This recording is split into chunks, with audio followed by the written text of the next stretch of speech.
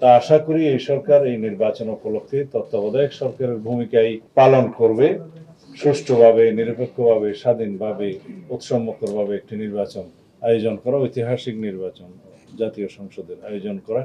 সেই নির্বাচনটা জাতীয়ভাবে এবং আন্তর্জাতিকভাবে স্বীকৃত হবে, প্রশংসিত হবে এবং বাংলাদেশের গণতান্ত্রিক ভিত্তিটা নতুনভাবে শক্ত ভিত্তির উপরে রচিত হবে। এটা আমাদের সবারই প্রত্যাশা।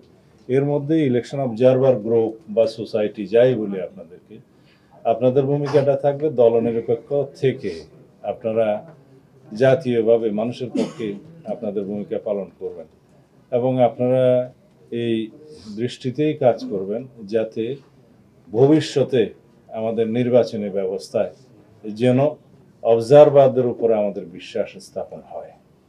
যদি আপনাদের কর্মকাণ্ডের মধ্য দিয়ে পক্ষপাতিত্ব কোনো রকমের বা রাজনৈতিক দলের প্রতি কি বলে দুর্বলতা প্রকাশিত হয়, তাহলে ভবিষ্যতে এই নির্বাচনী ব্যবস্থার মধ্যে অবজারভার নিয়োগের ক্ষেত্রে আমরা বিশ্বাস স্থাপন করতে পারবো না।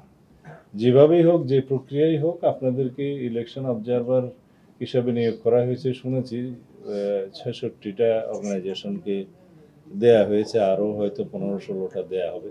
64 দেয়া হয়েছে, হয়তো আরো ১৫-১৬টা দেয়া হবে শুনছি। তো যাই হোক, এর মধ্যে আবার বিদেশি সংস্থাও নিশ্চয়ই এর বাইরে আছে, এর বাইরে আছে। হ্যাঁ, তো সুতরাং তারাও আসবে।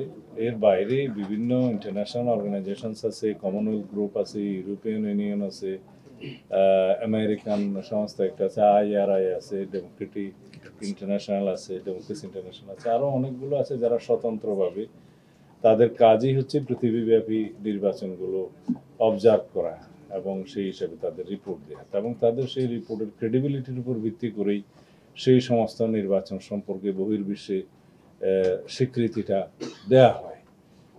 আশা করি তাদের সাথেও আপনাদের যোগাযোগ থাকবে, কোঅর্ডিনেশন থাকবে।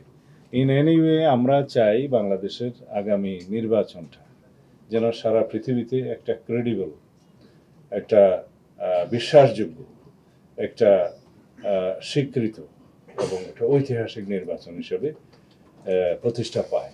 তাহলে পরে আগামী দিনে ফেসিবাদী শক্তির কোনো রকমের কোনো নির্বাচনে বয়ান সৃষ্টি করার সুযোগ সৃষ্টি হবে না।